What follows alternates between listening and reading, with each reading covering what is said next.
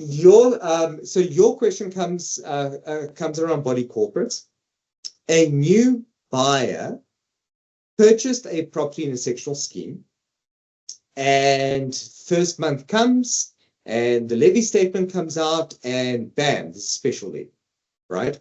Now, apparently, the special levy is with respect to maintenance and repairs. The previous owner had been paying it for 2.5 years, and these maintenance and repairs seemingly were also being carried out over the last 2.5 years.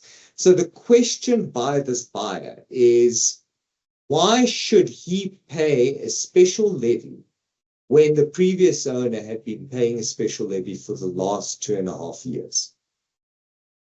Perfect. So just to start off with dealing with sectional schemes, we know what sectional schemes are. Okay, it's a structure of ownership that has been recognized in South Africa where people buy into a particular scheme and you own something, a section within the scheme of a certain quota, so a participation quota. And part of what the sectional scheme does is it gets all of the owners in this particular scheme, however many there are, to contribute to the success of the scheme and the finances of the scheme. And that, depending on what kind of scheme it is, what is in the sectional scheme, comes with certain costs. Okay, so there's obviously a cost with regards to your participation quota generally. So what that means is you own a certain percentage of the pie. Okay, and you obviously have a cost implication with regards to that particular percentage. That is your participation quota. So to make it as simple as possible, if you have 2 owners in a sectional scheme, your participation quota is essentially 50-50. If you have 10, it's essentially 10%. Okay, doesn't have to be, because obviously we deal with things like common property or areas which are specific use to a particular unit. But for an example, that's what you're dealing with in the circumstances. On top of that, there are certain other things that exist within a scheme that might need to be covered. So, for instance, certain body corporates are just a building, okay? And so your participation quotas are very close to what I gave earlier. But other body corporates can become much more complex, and they have things in them that need looking after. So you can buy into a nice sectional scheme that has, for instance, gardens that are part of the common property, that have ponds or rivers running through them. I've even seen, body corporates that have wild animals that are in the particular body corporate, and those wild animals need to be looked after. Okay, and so when you are buying into a body corporate, into a sectional scheme, you need to understand very carefully what are the expectations when you buy into this particular scheme. Okay, it is a critical mistake if you are planning to buy into a scheme and you just look at the unit that you are buying and go, that's a really nice unit, I'd love to be part of it. Okay, because that is not the only obligation that you are going to have if you buy into a scheme. And so when you are considering whether you should buy into a body corporate or not, it is critically important that you do research before you buy this place, before you put in an offer, to have a look at what are the financial implications of. The easiest way to do this is to look at the person you are purchasing from.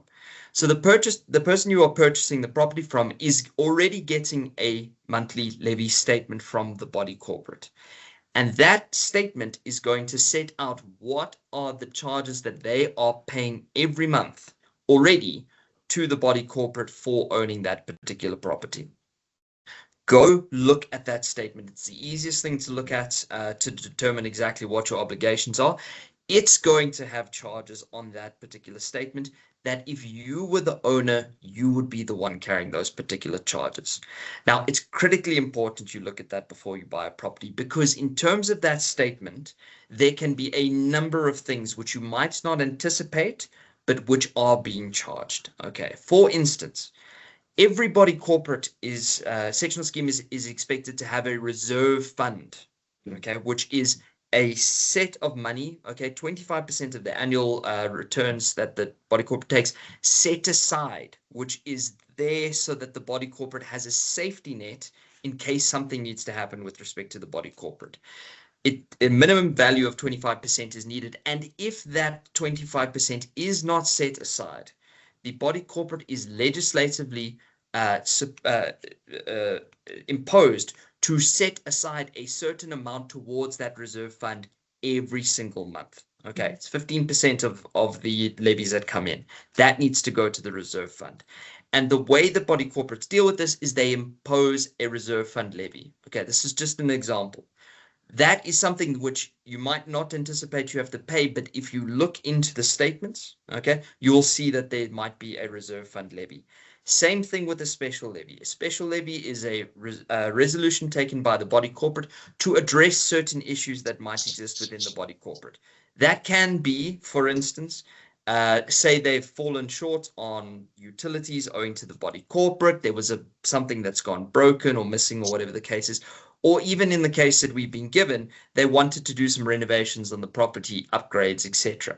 What a body corporate will very often do is set out, and they will resolve in an annual general meeting, that a special levy is going to be taken out, okay, and that each party must participate towards that special levy.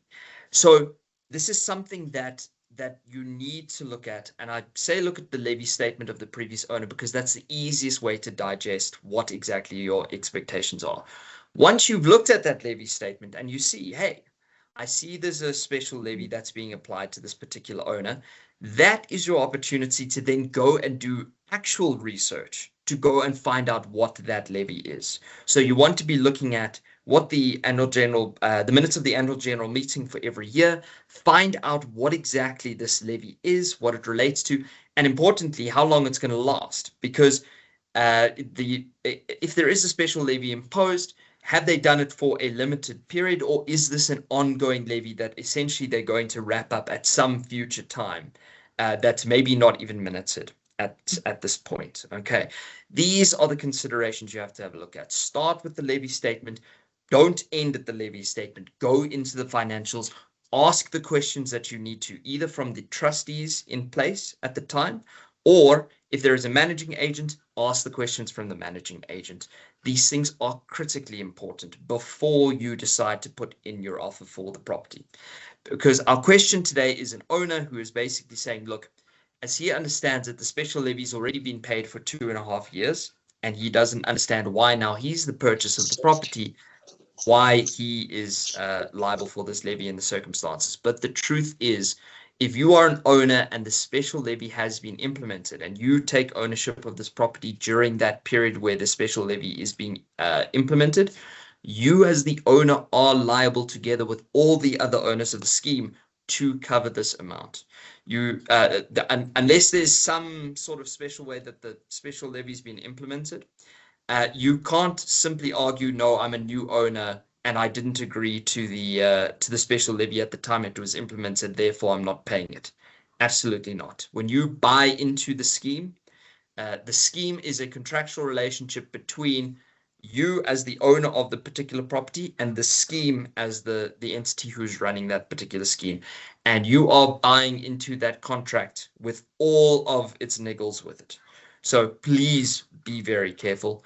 It's not something you can walk in and go, I don't feel like paying these particular levies. You're liable for them as an owner. You had absolutely no obligation to buy into the scheme. And so if you did buy into the scheme, that is now your obligation.